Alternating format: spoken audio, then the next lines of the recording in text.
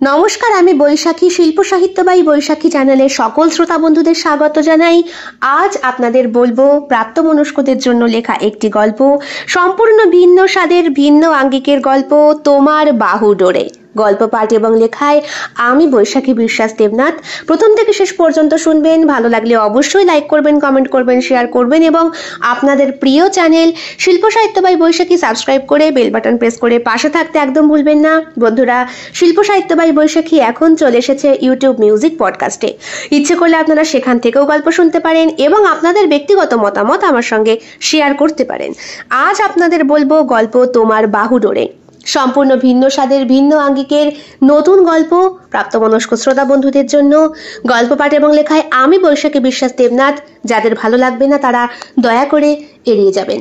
এই গল্পটি সম্পূর্ণরূপে কল্পনা প্রসূত, যদিও কিছু ক্ষেত্রে বাস্তব ঘটনার ছোঁয়া থাকতে পারে। এটি লেখকের কল্পনার সাথে মিশ্রিত একটি সৃষ্টিশীল উপস্থাপন। গল্পটি কোনো ব্যক্তি, ঘটনা বা প্রতিষ্ঠানের সাথে মিলে গেলে তা নিতান্তই কাকতালীয়। এই গল্প শুধুমাত্র বিনোদনের উদ্দেশ্যে তৈরি করা হয়েছে। ভোরের এক টুকরো আলো জানালার ফাঁক দিয়ে সিঁদুর রাঙা মুখে এসে পড়েছে প্রিয়ার। গতকাল রাতের ফুলশয্যার আদরটা এখনো শরীরের আনাচে কানাচে লেগে রয়েছে। প্রফেসর বাবু পাশেই শুয়ে রয়েছেন। শরীরে এক চিলতে বস্ত্র নেই দুইজনেরই। হালকা হালকা ঠান্ডা, তাই চাদরটা গায়ে টেনে দিল প্রিয়া। ঠিক তখনই প্রফেসর বাবুর ঘুমটা গেল ভেঙে। তার লোমশ বুকের মাঝে সিঁদুরের দাগটা স্পষ্ট। এক ঝটকায় প্রিয়াকে বুকের কাছে টেনে তাকে শুইয়ে তার উপরে উঠে প্রফেসর বাবু প্রিয়ার ঠোঁটে এঁকে দিলেন আবার একটা ভালোবাসার চিহ্ন। প্রিয়ার মুখের দিকে অমলিন দৃষ্টিতে তাকিয়ে রয়েছেন তিনি, যেই দৃষ্টির পলক পড়ছে না কারোর। প্রফেসর বাবুর গালে আলতো করে হাত স্পর্শ করে প্রিয়া বলে, ভারী দুষ্টুমি হচ্ছে কিন্তু, সর উঠি। এবার থেকে তুমি, তুই না। বইয়ে গেছে। তাই তো, এখন তো এসবই বলা হবে না। ছাড়ো, সকাল হয়েছে, উঠতে হবে। সকাল হয়েছে তো কি, মা জানে তুমি কত বেলা করে ওঠো। তা বললে হয়? এই বাড়ি, এই উঠোন, এই বিছানা আমার আগের চেনা হলেও এখন বড্ড অজানা লাগছে। সিঁদুর পরার পরে জগৎটা কেমন পাল্টে যায়, তাই না? অনেক কিছুই পাল্টে যায়। কি দেখছো অমন করে? তোমায় দেখছি। সেই ছোট থেকে যাকে বড় করলাম তাকে আজ নিজের করে পেয়ে স্বপ্ন দেখছি না তো। একটা চিমটি কাটো তো। চিমটি কাটবো? দাঁড়াও। প্রিয়া প্রফেসর বাবুর কানের লতি কামড়ে দিতেই প্রফেসরের ভেতরের সেই ঘুমিয়ে যাওয়া সিংহ আবার জেগে উঠল। তাই এরকম করলে কিন্তু আবার শুরু করে দেবো। একদম ঘুমোতে দাওনি রাতে, এমনিতেই ভালো লাগছে না। সকাল সকাল উঠতে হবে। জেঠিমা তুই মা বলে দিয়েছে। এখন তো আর উঠতে দেওয়া যাবে না, কারণ ঘুমন্ত সিংহকে জাগিয়ে দিয়েছ। এত বছর প্রতীক্ষা করানোর একটা প্রতিশোধ তো আমি তুলবই। বাহুডোরে আবার বেঁধে নিল অভিক তার ভালোবাসার মানুষটিকে, প্রিয়াকে। প্রিয়ার ওই না বলা বারণেই বোধহয় হ্যাঁ লুকিয়ে। বিছানায় অনেকক্ষণ ধরে বসে রয়েছে প্রিয়া। নিজের পায়ের নুপুরের শব্দ শুনতে শুনতে নিজেই অসহ্য হয়ে যাচ্ছে। বিড়বিড় করছে আর বলছে, মালটা কখন আসবে কি জানি। আজকে 7 বছরের প্রতিশোধ তুলব। সালা আমার সঙ্গে ইয়ার্কি মারা। হ্যাঁ, বলে কি না আমি বন্দনাকে ভালোবাসি, আমি তাকেই বিয়ে করব। করাচ্ছি তোকে বিয়ে, দেখ কেমন লাগে। এবার সারা জীবনের জন্য তোর ঘাড়ে বসে খাবো আমি, শয়তান হারামি। বলতে বলতেই অভিক ঘরে এসে ঢোকে। বাইরে বন্ধু বান্ধব বৌদিরা দাঁড়িয়ে রয়েছে, সবাই হাসাহাসি করছে। অভিকের বয়সটা কম হলো না, এই তো 37-এ পড়বে। আর প্রিয়ার বয়স এই তো 28-29 বছর। দুইজনই প্রতিবেশী, একই পাড়ায় বাড়ি। দূরত্ব হাত 25-এর হবে। এই বাড়ি থেকে ওই বাড়ি অনায়াসেই দেখা যায়। মাঝখানে পাঁচিলটাই দুই বাড়িকে মুখোমুখি থেকে আলাদা করে দিয়েছে, আর দুটো দরজা। ঘরে দরজা বন্ধ করতেই প্রিয়া সঙ্গে সঙ্গে নিজের ঘোমটাটা টেনে মুখটাকে ঢেকে দিল। অভিক গলা খাকারি দিচ্ছে। প্রিয়া ঘোমটা নিজেই সরিয়ে বলে, অনেক হয়েছে, আর ঢং করতে হবে না। শয়তান, দেখ কেমন লাগে, তোর ঘাড়ে এবার চেপে বসলাম, 7 জন্মের জন্য তোর ঘাড় ছেড়ে আমি যাব না। হেসে ফেলে অভিক, বলে, এখনো আমার ওপরে এত রাগ? রাগ হবে না? তুই বন্দনাকে ভালোবাসিস? বন্দনাকে ভালোবাসিস শয়তান? বলতে বলতে বিছানা থেকে নামে প্রিয়া। এতক্ষণ লেহেঙ্গা পরেছিল।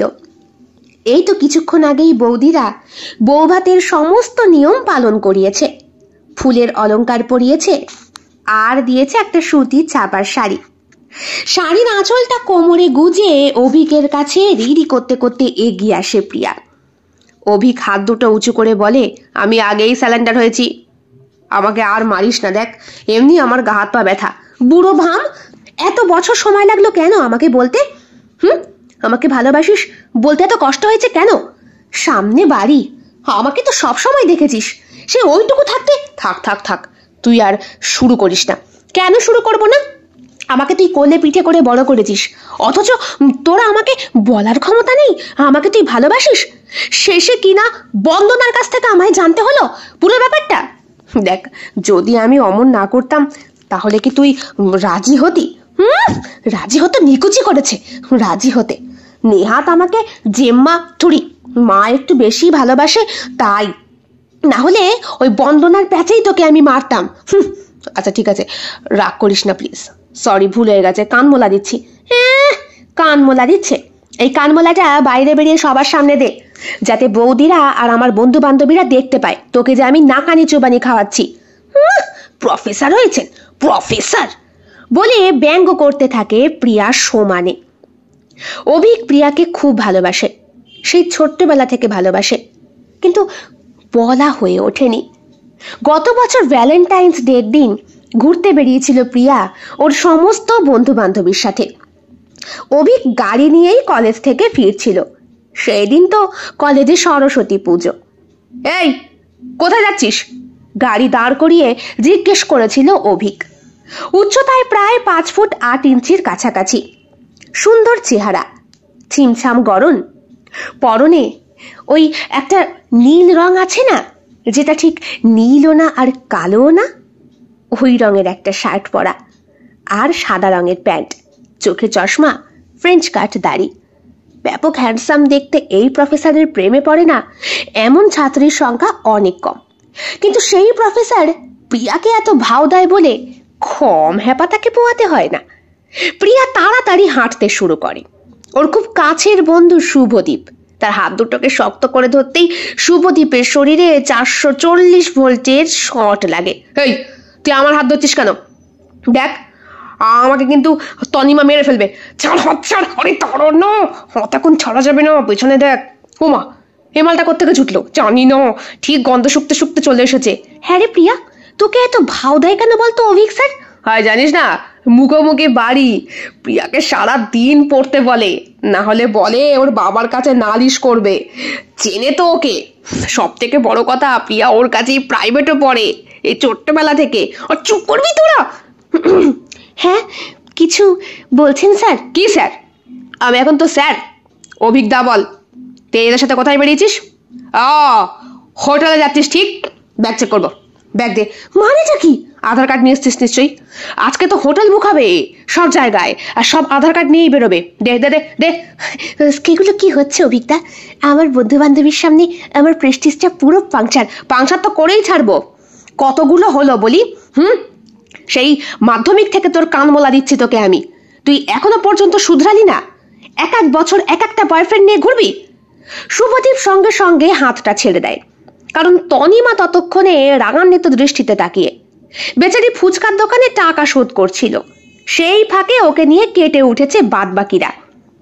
শুভদীপ বলে, এই চল আমরা এগোই। স্যার, আপনি বরং আপনার প্রিয় ছাত্রীর সাথে একটু কথাবার্তা বলে নিন। এই, তোমরা কোথায় যাচ্ছ? বাড়িতে পুজো হয়নি? হ্যাঁ স্যার, পুজো হয়েছে। পুজো হয়েছে, মায়ের নামে অঞ্জলি দিয়েই তো একটু ঘুরতে বেরিয়েছি। তাছাড়া মা তো বলেছেন এই দিনটা আমাদের ঘোরাফেরার দিন। মারবো টেনে কানের গোড়ায় একটা থাপ্পড়। কালকে কলেজে যদি না আসা হয় না। স্যার কি যে বলেন, আজকে সারাদিন ঘুরে ফিরে কালকে কলেজ আসা যায় নাকি? খুব আসা যায়। পড়াশোনার নামে লবডঙ্কা। কিরে, তোকে কি বরণ করে গাড়িতে তুলবো নাকি উঠবি? সেই থেকে প্রিয়া বিরাট রেগে রয়েছে অভিকের ওপর। গোটা কলেজ পিরিয়ডটা ওকে বন্ধু বান্ধবের সঙ্গে মিশতেই দিল না। এত আগলে আগলে রাখা ইচ্ছে। শুধু কি তাই, ওই কলেজ পাশ করে যখন ইউনিভার্সিটিতে ভর্তি হলো তখনও তাই, সেখানেও একটা স্পাই লাগিয়ে রেখে দিয়েছে। প্রিয়া সবে মাত্র ওই দেবজিতের সাথে একটু ঘনিষ্ঠ বন্ধুত্ব করেছে। দেবজিৎ পটিয়ে নিয়েছে প্রিয়াকে। সে আবার কলকাতার এক আইটি কোম্পানিতে চাকরি করে। এই তো কিছুদিন যাবৎ সোশ্যাল মিডিয়ায় আলাপ হয়েছে দুইজনের। কিন্তু সামনাসামনি বাড়ি তো, ওয়াইফাই কানেকশনটাও বোধহয় এক। বেচারি রাত জেগে একটু চ্যাটিং করছিল, জানলা দিয়ে অভিক দেখতে পেয়ে গেল। কারণ তার ঘর আর তার ঘর তো জানলা দিয়ে মুখোমুখি। ওয়াইফাইটা অফ করতেই চিৎকার করে ওঠে প্রিয়া, মা বলেছি না আমার জন্য একটা ওয়াইফাই লাগাবে। দুট! রাগের চোটে উঠে গিয়ে জানলাটা ঠাস করে বন্ধ করে দিতেই অভিকের সে কি হাসি। তুই কলেজ জানা, মজা তোর ছোটাবো। নাক টিপতে দুধ গলে উনি প্রেম মারাচ্ছেন। হ্যাঁ, তোরও বাবু বড্ড বেশি বাড়াবাড়ি। কেন মেয়েটাকে এত জ্বালাস? দুধের গ্লাস হাতে নিয়ে অভিকের মা ঘরে ঢুকেছেন। তোর কাছে যখন পড়ে তখনও তুই ওকে পড়াতেই থাকিস, আবার যখন বাড়িতে গিয়ে একটু মোবাইল নিয়ে বন্ধু বান্ধবের সঙ্গে ঠাট্টা করে তখনও তুই ওকে জ্বালাস। তোমায় বলেছে? তা বলবে না? ছোট্টবেলা থেকে তুই ওকে নাকানি চোবানি খাওয়াচ্ছিস।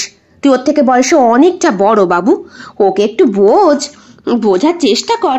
বেচারিকে এখন ছাড়বি না তো কখন ছাড়বি? হ্যাঁ, ওর বয়সটাই তো এমন উড়নচণ্ডী রে। তুই নিজে যেমন গম্ভীর, ওকে বানাতেও চাস সেই রকম। কিন্তু ও তো তাই নয়। কত আদরে আমাদের, কত ভালোবাসি জানিস তো? তুই হবার পরে তোর বাবার কত শখ ছিল তোর একটা বোন হবে। কিন্তু মা, ওই প্রসঙ্গটা থাক না, এর মধ্যে আবার বোন আসছে কোত্থেকে? ও মা, প্রিয়া তোর বোনের মতো না? কথাটা বলতেই দুধ খেয়ে সে কি ভীষণ উঠল অভিকের। মা মাথায় ফুটু দিয়ে সাঁত দিয়ে একসা। ওদিকে অভিকের কাশির শব্দ প্রিয়ার জানালা পর্যন্ত পৌঁছে গিয়েছে। সেখানে প্রিয়ার মা এসে দাঁড়িয়ে ওখান থেকেই চিৎকার করছে, ও দিদি জল দাও না বাবুকে একটু। সারাদিন ছেলেটা কলেজেই থাকে, কেন যে ওকে এত কথা শোনাও? তা কথা তো শোনালাম তোর মেয়ের জন্যই। তোর মেয়েই তো আমার কাছে এসে নালিশ করে গেল রে। আমার ছেলেটা দিন রাত ওর মাথা খাচ্ছে, সব সময় ওকে পড়তে বসতে বলে, সেই ছোট্টবেলা থেকে ওকে পড়ায়। তা বলি, ওর বুঝি আমার কাছে ওর দাদার প্রতি কোনো অনুযোগ থাকতে পারে না? হ্যাঁ? আবার অভিক খেলো ভীষণ। কি বলছো? দাদা? হ্যাঁ, তোকে তো অভিকদা বলেই ডাকে। তোর প্রতি বুঝি ওর কোনো অভিমান থাকতে পারে না? হ্যাঁ বলতো। মা কথাটা বলে চলে গেলে ওদিকে প্রিয়ার মাও চলে গেল। রাত হয়েছে, এবার ঘুমোতে হবে। প্রিয়া তখনও ব্যালকনিতে দাঁড়িয়ে গট গট করে তাকিয়ে অভিকের ঘরের দিকে। অভিক বারান্দায় বেরিয়ে ইশারা করে জিজ্ঞেস করে, ওয়াইফাই অফ করে দিয়েছি, এবার ঘুমা। প্রিয়া ওকে হাতের আঙুলে এমন একটা ইশারা করলো যা দেখে পরের দিনই কলেজ যাবার পর, প্রিয়া, ইয়েস স্যার, ক্লাসের বাইরে। আজকের ক্লাস আর করা হবে না। মানে আজকে ফুল পিরিয়ড বাইরেই দাঁড়িয়ে থাকবে তুমি, যাও। এরপর যখন টিফিন টাইম, তখন ক্যান্টিনে প্রিয়া তবলা ফুলিয়ে বসে রয়েছে। অভিক গিয়ে হাজির। দূর থেকে বন্ধু বান্ধবীরা দেখে আর বলে, এ মালটা প্রিয়াকে ভালোবাসে। বলেছিল কথাটা শুভদীপ। তনিমা জুস খাচ্ছিল, খেতে খেতে বলল, আমি কবে থেকেই জানি। না হলে তুই বল, স্যার হয়ে কখনো স্টুডেন্টের প্রতি এরকম আটকে থাকে? মুখোমুখি বাড়ি তো, ছোটবেলা থেকে প্রিয়াকে দেখছে। প্রিয়ার প্রতি ওর একটা আলাদা আকর্ষণ আছে। ঠিক বলেছিস, আমি কত গায়ে এলানোর চেষ্টা করি, আমাকে পাত্তাই দেয় না। কথাটা বলল বন্দনা। এই বন্দনা, তুই একটা কাজ করতে পারিস। কিরকম বলতো? এই ধর, প্রিয়াও যে অভিক স্যারকে ভালোবাসে এটা প্রিয়াকে রিয়ালাইজ করতে হবে। কি করে করাবো? ও তো অভিক স্যারকে দেখতে পারে না, বরং অভিক স্যার যেই ক্লাসে আসে সেই ক্লাসে নাকি ওর মাথা যন্ত্রণা করে। আর এটাই তো প্লাস পয়েন্ট, দুইজন দুইজনকে প্রচন্ড পরিমাণে ভালোবাসে। আর এতটা ভালোবাসে যে ওদের ভালোবাসা এমন পজিশনে গিয়ে পৌঁছেছে, ওদের ঝগড়া খুনসুটির মধ্যেই প্রেম লুকিয়ে। বুঝতে পারছিস? তাহলে আমি কি করব বলতো? তুই এক কাজ কর, তুই কোনোভাবে যখন ওই স্যারদের রুমে অন্য কোনো স্যার থাকবে না, তুই তখন অভিক স্যারের কাছে যাবি কোনো একটা নোটস বুঝতে, আর সেই সময় আমরা প্রিয়াকেও পাঠাবো। খেলাটা কিন্তু জমবে বল? তাহলে এই দুটো মালের মধ্যে ঠিক কি চলছে স্পষ্ট বোঝা যাবে। প্ল্যানটা হয়েছিল বন্ধু বান্ধবী, কাজও হয়েছিল সেই দিন থেকেই। May I come in sir? কে? আমি বন্দনা। হ্যাঁ ইয়েস, এসো। কি ব্যাপার স্যার? এইটা যে আপনি বুঝিয়ে দিয়ে আসলেন, আমি না ক্লাসে ঠিক বুঝতে পারলাম না, আমাকে যদি একটু পার্সোনালি বোঝান। পার্সোনালি এখন? ঠিক আছে, এসো তুমি। এখন তো ক্লাস নেই আমার। বলো।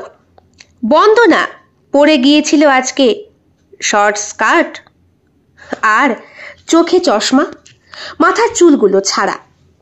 ওর ওই শর্ট স্কার্ট আর লাল রঙের যে টি শার্টের ক্লিভেজের মাঝখানে যে তিলটা বুকের, ওটা স্পষ্ট। কি বোঝাচ্ছে না বোঝাচ্ছে তার কোনো হদিশ নেই, তবে বন্দনা কিন্তু দারুণ মজা নিচ্ছে।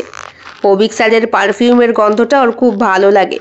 প্রথম থেকেই এমন একটা হ্যান্ডটুমার্কা স্যার যদি থাকে, তাহলে স্টুডেন্টের পড়ায় কি আর মন বসে? তুমি বুঝতে পারছো তো? হ্যাঁ স্যার, বুঝতে পারছি।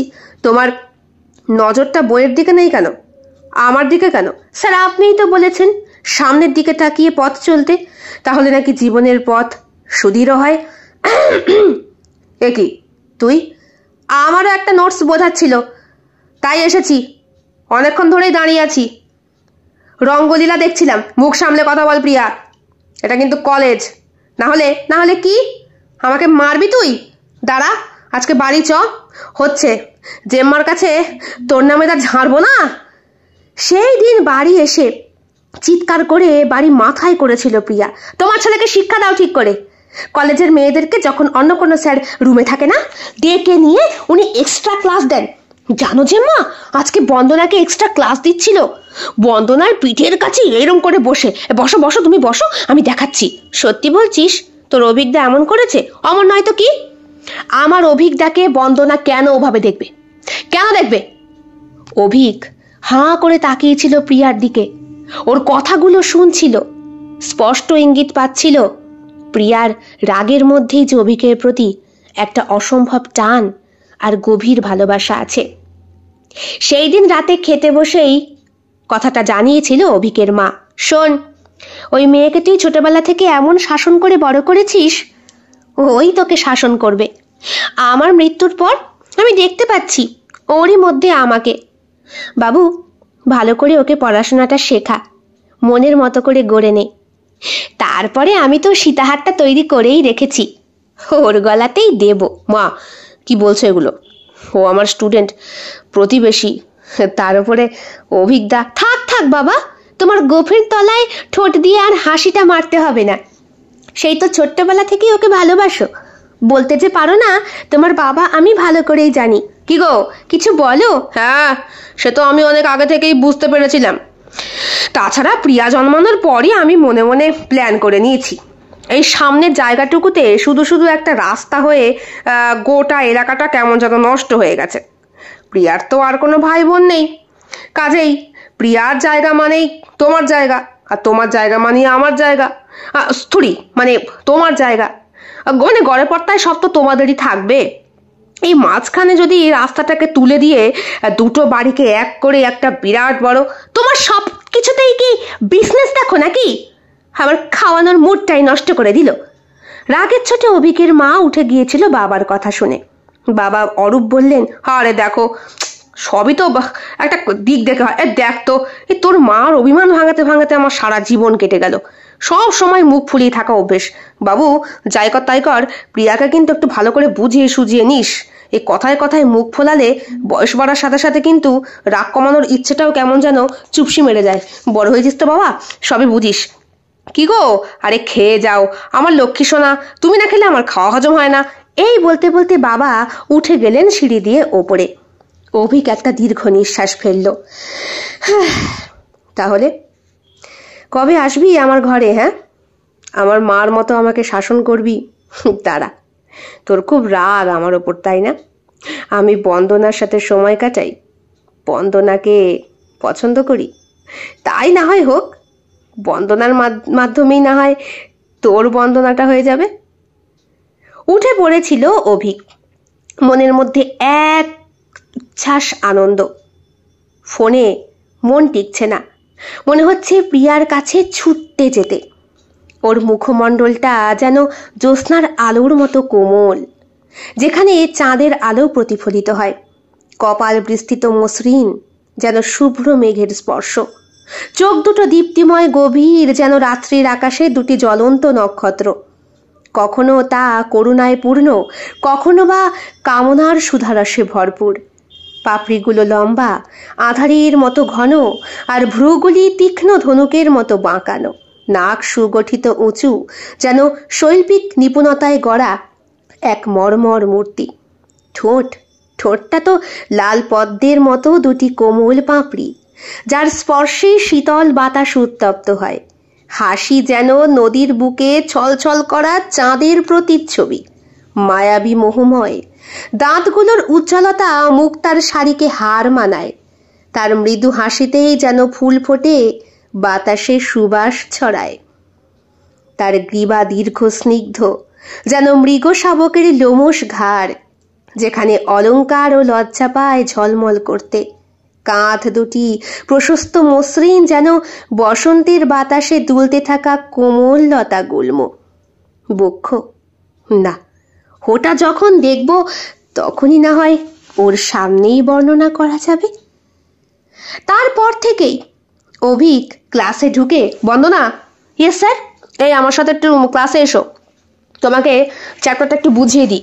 আরে সালা, দেখেছিস আমাদের কাউকে চ্যাপ্টার না বুঝিয়ে উনি বন্দনার সাথে ক্লাস করতে গেলেন। শুভদীপ বর্ষে ঘি ঢেলে বলেছিল, দেখ বন্দনার সাথে মালটা মনে হয় হাবুডুবু খাচ্ছে। হাবুডুবু খাচ্ছে মানে? হ্যাঁ, প্রেম করছে।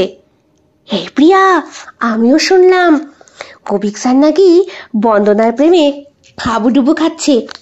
বন্দনাকে নাকি সেই দিন ওই ল্যাবে নিয়ে গিয়ে তারপর তো ওকে, থাক চুপ কর। কান দুটো চেপে ধরে বসেছিল প্রিয়া। তুই এমন করছিস কেন? তুই তো লোকটাকে সহ্য করতে পারিস না, ক্লাসই করতে চাস না। তোর সামনেই বাড়ি, তোকে দিন রাত জ্বালিয়ে খায়। তুই তো চাসই এই লোকটা যেন এই কলেজ থেকে অন্য কলেজে ট্রান্সফার হয়। কত চেষ্টাও করেছিস, কত স্টুডেন্টের শৈশবত নিয়েছিস, লিখিত নিয়েছিস, কিন্তু কিচ্ছু হলো না। এতটাই ভালো আর পপুলার উনি যে এই কলেজেই থেকে গেলেন। এখন দেখ, এই বন্দনার মাধ্যমে যদি তোর বন্দনা একটু সফল হয়। কিরে শুভদীপ, ঠিক বলিনি? যা বলেছিস। তবে অভিক স্যার কিন্তু তোকে আজকাল আর পাত্তা দেয় না। সত্যি, ওনার লিস্টে মনে হয় তুই প্রথম ছিলি। মানে তোরা কি বলছিস? তোকে একটু বেশি ভাও দিত, গুরুত্ব দিত, আমাদের কাউকে দিত না। এখন দেখ, বন্দনাকে পেয়ে উনি খুব রাগ হয়েছিল প্রিয়ার। রাগের চোটে ক্লাস ছেড়ে উঠে পড়েছিল আর চুপ করে গিয়ে দাঁড়িয়েছিল অভিক স্যারের রুমের সামনে। বন্দনাকে উনি কি সব যেন বোঝাচ্ছেন। যতটা সম্ভব কানে এলো প্রিয়ার, তাতে বুকের গঠন যেন দুটি পূর্ণিমার চাঁদের আধিপত্য, কোমল আর দৃঢ়। সরু কোমল মখমলের মতো, অথচ শক্তির প্রতীক। কোমর সরু বাঁকা, যেন নদীর গতিময়তা ধারণ করে আছে, যা দেখে শিল্পীও আঁকতে গিয়ে দ্বিধাগ্রস্ত হয়। আর নাভি আর তার তলদেশ, স্যার, নাভির গভীরতা যেন মরুভূমির এক রহস্যময় কূপ, যা চুম্বকের মতো টেনে রাখে দৃষ্টিকে। পেটের ত্বক মসৃণ লাবণ্যে ভরা, যেন ধপধপে চাঁদের আলোয় স্নাত।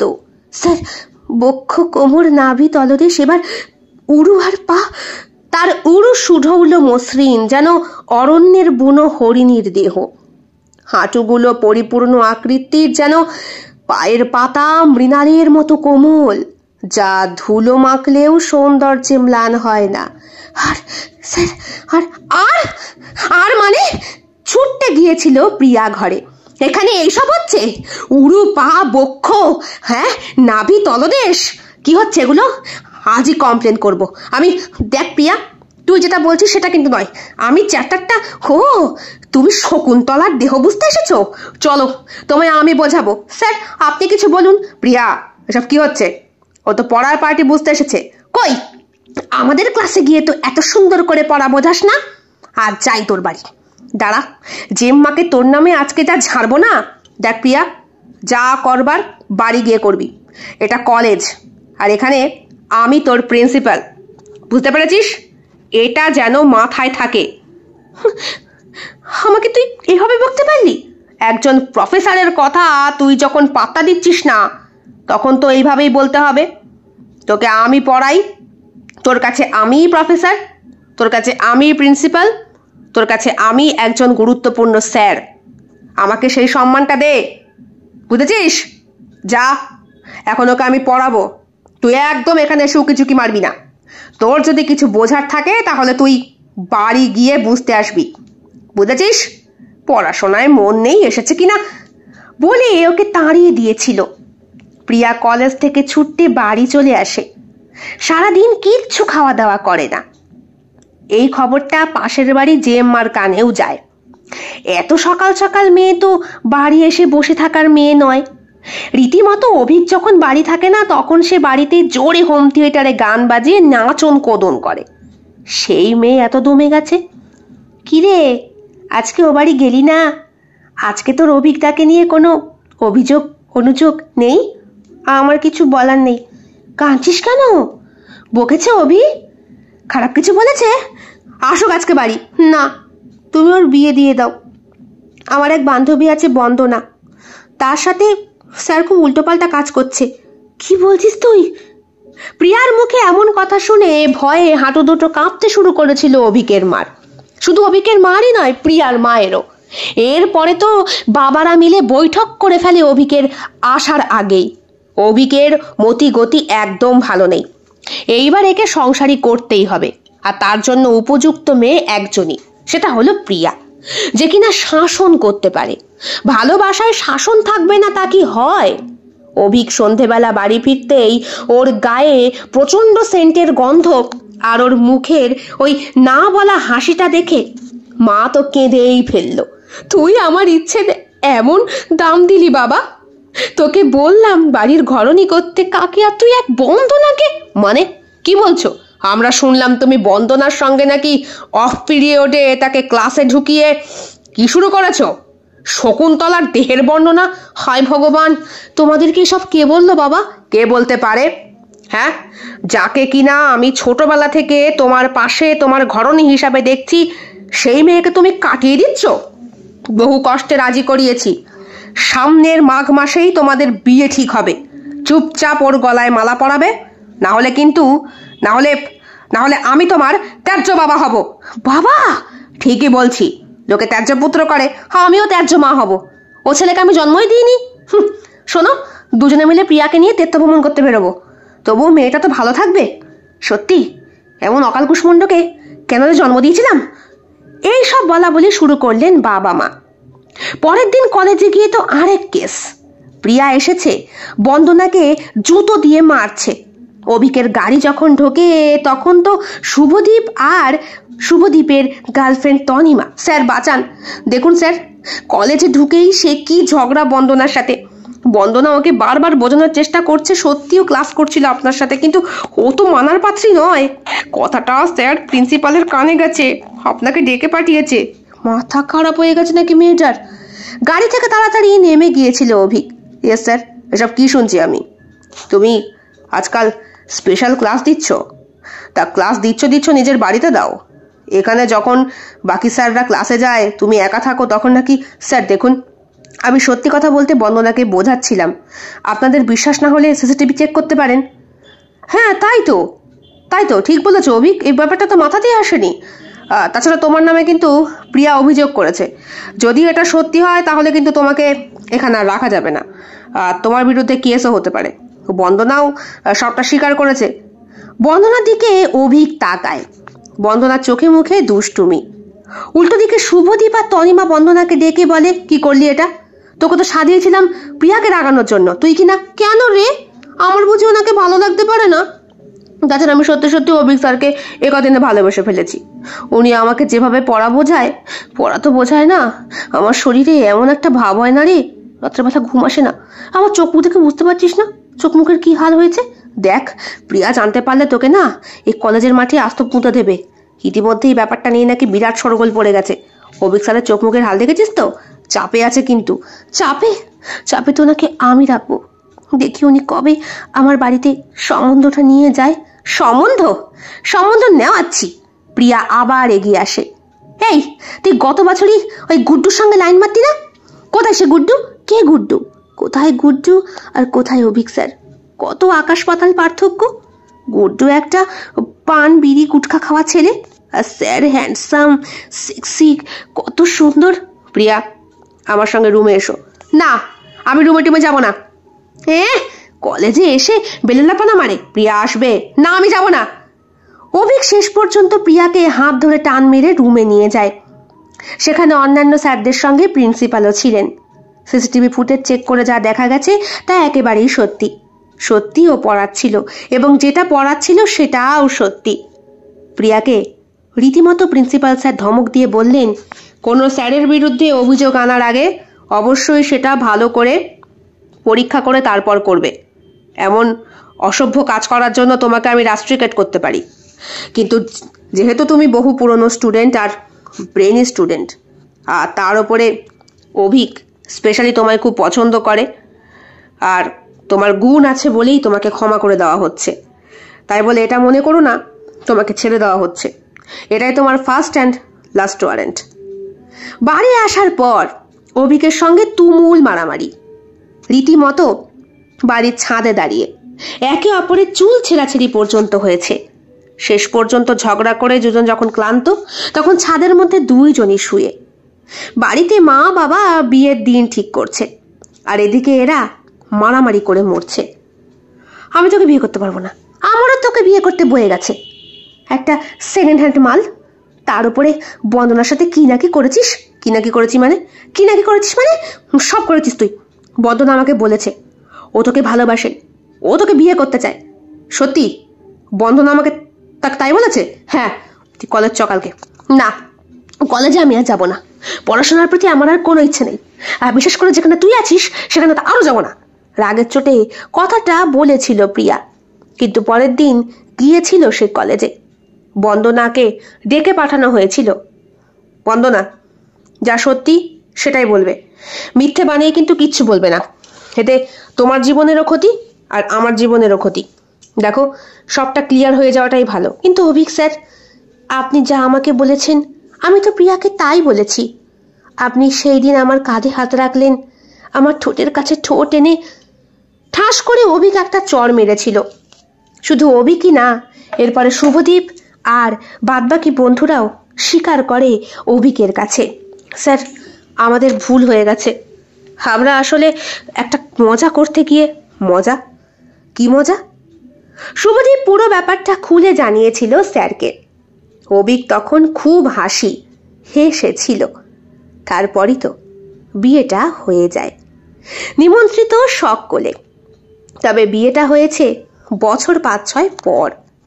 প্রিয়া আরো পড়াশোনা করেছে এবং একটা চাকরিও করেছে।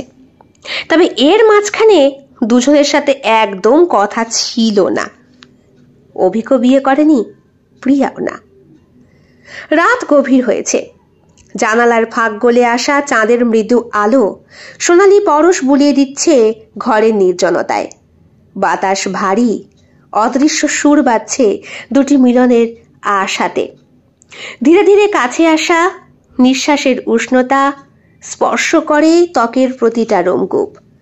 আঙুলের শিহরণে শিরায় শিরায় বিদ্যুতের শিহরণ জাগিয়ে তোলে। দৃষ্টি আটকে যায় চোখে, যেখানে হাজারো অপ্রত্যাশিত কথা, যেখানে এক অমোঘ আকর্ষণ রচিত। ঠোঁট পাখির পলকের মতো আলতোভাবে ছুঁয়ে যায় কপাল আর চোখের পাতায়। শিরা উপশিরায় ছড়িয়ে পড়া আবেশ যেন গভীর সঙ্গীত বাজতে শুরু করেছে। ধীরে ধীরে কাছাকাছি ঠোঁটে ঠোঁট ছোঁয়া, লেগে থাকা চাঁদের মিষ্টি আলোর কোমলতা আবার কখনো জলোচ্ছ্বাসের মতো প্রচণ্ড তীব্রতা। শরীর ও মন যেন একই স্পন্দনে সাড়া দেয়। চেতনা আর অবচেতনার মাঝে এক অদ্ভুত খেলা শুরু হয়। হাত অগোচরে খুঁজে নেয় শরীরের প্রত্যেকটি বাঁক, প্রতিটি শিহরণ জাগানো পথ। প্রতিটি স্পর্শ যেন দাবানলের মতো সর্বগ্রাসী, প্রতিটি চুম্বন যেন চন্দনের শীতলতা দিয়ে দ্রবীভূত হয়। বাহুতে জড়িয়ে ধরা মুহূর্ত সময় থমকে যায়। সমস্ত শব্দ আলো যেন মিলিয়ে যায় এক রাত্রির অন্ধকারে, যেখানে কেবল অনুভূতি সত্য, কেবল স্পর্শটাই বাস্তব। প্রবল তৃষ্ণায় আঁকড়ে ধরা শরীরের উত্তাপে গলে যায় সকল দূরত্ব আর সকল দ্বিধা। দ্রুত হয় নিঃশ্বাস, হৃদয়ের গতি হয় তীব্রতর, উষ্ণতা মিশে যায় উষ্ণতায়। শরীরের সীমারেখা মুছে গিয়ে এক হয় দুটি আত্মায়। মিলন কোনো কেবলমাত্র শারীরিক অনুভূতি নয়, বরং এক গভীর আত্মার বিসর্জন, একান্ত এক নিবেদন। অবশেষে সবকিছু স্তব্ধ হয়, শ্বাস ধীর হয়, হৃৎস্পন্দন স্থির হয়। নীরব তৃপ্তি ছড়িয়ে পড়ে মাঝে, দিগন্তের ওপারে নতুন ভোরের প্রতীক্ষায়। একে অপরের বাহুতে বিশ্রাম নেয়, যেখানে সমস্ত ক্লান্তি আর সমস্ত আকাঙ্ক্ষার পরিসমাপ্তি এক অমোঘ প্রশ্রান্তিতে। রাত গভীর হয়েছে, ফুলশয্যার ঘরও যেন আবেগে শিহরিত হচ্ছে বারবার। ঘরের কোনায় ল্যাম্পটা জ্বলছে। এতক্ষণ ধরে অভিকের সাথে বিরাট মারামারি করার পরে অভিক আর প্রিয়ার ছায়া লম্বা হয়ে পড়েছে প্রদীপের আলোয়, যেন অন্তর্দ্বন্দ্বের ছায়াপাত। বিছানার নরম তুলোর চাদরে আবার গিয়ে বসল নববধূ প্রিয়া। ঠোঁটে কিন্তু তাচ্ছিল্যের হাসি, চোখে আবার তীব্র আকাঙ্ক্ষার স্ফুলিঙ্গ। অভিক এখন তার স্বামী। এতদিন পর তাদের তৃষ্ণা মিটতে চলেছে। ওর দিকে এগিয়ে আসে। সারাদিনের অভিমান, ঝগড়া আর খুনসুটি, আবার বিয়ের সময়ও প্রচন্ড পরিমাণে ঝগড়া। এতদিন বিয়ে করিসনি কেন? আহ বাবু, আবার কি শুরু হলো? না, এটা আমাকে একবার ওকে জিজ্ঞেস করতেই হবে। বন্দনা তো বলেই ছিল যে ও আমার সাথে ঠাট্টা করছে। জেঠুমণি, তুমি একটু জিজ্ঞেস করো তো, তোমার ছেলে আমাকে কোনোদিন ভালোবাসে বলেছিল কিনা, প্রপোজ করেছিল কিনা? নেহাত সেই দিন ক্যাফেতে দেখে মনে হলো বুড়ো হয়ে যাচ্ছে, এবার একটা সঙ্গীত দরকার। তাই ভাবলাম থাক, এবার আমি বিয়েটা করি, নাহলে বুড়ো ষাঁড়কে কে বিয়ে করবে? দেখ, ষাঁড় কিন্তু শিবের বাহন। আহ বাবু, কি শুরু হলো কি? ঝগড়া করছিল দুইজনে। বিয়েটাও ঠিক হয়। শুভদীপ আর তনিমা ওরাও খুব শিগগিরই বিয়ে করবে। অভিক পাশে এসে বসে। এত বছরের প্রতীক্ষা আর সহ্য হচ্ছে না। সে ছুঁতে চাইছে তার বউকে, অনুভব করতে চাইছে তার স্পর্শ, সম্পূর্ণভাবে তার শরীরটা নিজের করতে চাইছে, অথচ কিছুতেই প্রিয়া আসে না। সেজন্য পরীক্ষা নিচ্ছে এখন। এতদিন ধরে কেবল শুধু তর্কই করলি, এখন কাছে আয় একটু। এতদিন ঝগড়া করে তর্ক করে তুই তোর দোষটা স্বীকার করেছিস। আরে বল, সেই দিন কি করছিলি ওকে ঘরে ডেকে? কাকে? বন্দনাকে? সেই বন্দনার কথা কি তোর এখনো? হ্যাঁ, ভাগ্যিস সেই দিন বন্দনার সঙ্গেও দেখা হয়েছিল। আমি ওকে আবার জিজ্ঞেস করেছিলাম, অভিক স্যারের সাথে তোর সম্পর্কটা কি ছিল? ওর বরের পাশে দাঁড়িয়ে সে কি লজ্জা! আমাকে বলল আমি নাকি ওর সংসার ভেঙে দেব আর একবার যদি ওই নামটা নিই। তারপর আর কি বললাম, ঠিক আছে যা, ক্ষমা করে দিলাম। এতদিন ধরে নিজেই তর্ক করে এখন কিসের এত অধিকার জাহির করতে আসছিস? হ্যাঁ, ঠোঁট বাঁকিয়ে কথাটা বলল প্রিয়া, চোখে কিন্তু দুষ্টুমি। তুই জানিস কিন্তু আমি আর সহ্য করতে পারছি না। আমাকে এখন এভাবে কষ্ট দেওয়ার কোনো মানে আছে প্রিয়া? কণ্ঠস্বর কাঁপছে অভিকের। সে হাত বাড়িয়ে দেয়। প্রিয়া সঙ্গে সঙ্গে মুখ বাঁকিয়ে সরে যায়। খুব তাই না? আহা, এত সহজে পেয়ে গেলে তো আর দাম থাকবে না কিছু। বলে সে স্পষ্ট করে তার স্বামীকে। এদিকে নিজের হাতটা ছোঁয়ায় তার কপালে, কপাল ছুঁয়ে দেয় আঙুলের ডগায়। সঙ্গে সঙ্গে অভিকের শরীরের মধ্যে বিদ্যুৎ খেলে। সে আর সহ্য করতে পারে না, তার রক্ত গরম হয়ে ওঠে। সে ধরা পড়েছে এই মায়াবতীর জালে, যে একবার কাছে টেনে নিচ্ছে আবার দূরেও ঠেলে দিচ্ছে। অবশেষে ধৈর্য হারিয়ে এক ঝটকায় কাছে টেনে নেয় প্রিয়াকে অভিক। প্রিয়ার চোখ বিস্ফারিত, ঠোঁট আধখোলা, একই সঙ্গে বিস্ময়, উত্তেজনা আর প্রতিরোধের ছাপ। আজ আর তোমার ছলনা চলবে না ছলনাময়ী, গর্জে ওঠে অভিক। তার হাতের মুঠিতে আটকে ফেলে নববধূর সরু কবজি। তুমি জানো তুমি আমার, আজ এখন আর চিরকালের। চেষ্টা করছে সে সরে যেতে, কিন্তু স্বামী তার কোমর বেঁধে ফেলে শক্ত করে। সে চটপট করে, তার চোখের গভীরে লুকানো ভালোবাসার দাবানল ফাঁস হয়ে যায়। এইভাবে অবাধ্য করলে তো আমাকে দোষী হতেই হবে। কথাটা বলে অভি। এদিকে প্রিয়া বলে, এইভাবে বাধ্য করলে তো আমি তোমাকে দোষী মনে করব। প্রিয়ার কণ্ঠে অনুযোগ, ঠোঁটে লেগে থাকা রহস্যময় হাসি সত্যকে প্রকাশ করে। তুমি তো আগেই আমার বন্দিনী। তোমার দৃষ্টি, তোমার শ্বাস আর তোমার অবাধ্য মন, সব আমি অধিকার করেছি অনেক আগে সোনা। ফিসফিস করে বলে অভিক, তার চিবুক তুলে ধরে। মুহূর্তের মধ্যে থমকে যায় প্রিয়া। তার চোখ নরম হয়ে আসে, ঠোঁট আর বাঁকা থাকে না। তাদের মুখের খুব কাছাকাছি চলে আসে তারা। নিঃশ্বাস হয়ে যায় এক। অবশেষে আর প্রতিরোধ না, আত্মসমর্পণ করে তার শক্ত পেশিবহুল বাহুতে। এবার আর কোনো ছলনা নেই, কোনো প্রতিবাদ নেই, শুধু দুটো তৃষ্ণার্ত হৃদয়ের মিলন, দুটো দীর্ঘদিনের অভিমান, ভালোবাসা আর আকাঙ্ক্ষার সম্মিলন। সেই রাতে ঝগড়া শেষ হয়, শুরু হয় নতুন অধ্যায়, যেখানে শুধু অবাধ্য প্রেম, উন্মাদনা, শরীর আর একান্তই আত্মসমর্পণের গল্প লেখা হয়। কেমন লেগেছে আজকের গল্প? কমেন্ট বক্সে কমেন্ট করতে একদম ভুলবেন না। ভালো লেগে থাকলে অবশ্যই লাইক করবেন, কমেন্ট করবেন, শেয়ার করবেন এবং আপনাদের প্রিয় চ্যানেল শিল্প সাহিত্য বাই বৈশাখী সাবস্ক্রাইব করে বেল বাটন প্রেস করে পাশে থাকতে একদম ভুলবেন না বন্ধুরা। দেখা হবে খুব শিগগিরই আগামীকাল সম্পূর্ণ নতুন একটি ভিন্ন স্বাদের গল্পের সঙ্গে। আপনাদের সকলের উপস্থিতি একান্তভাবে কামনা করি। সকলে খুব ভালো থাকবেন, সুস্থ থাকবেন এবং একইভাবে সাহায্য এবং সহযোগিতার হাত বাড়িয়ে দেবেন। সবাই ভালো থাকবেন। শুভরাত্রি।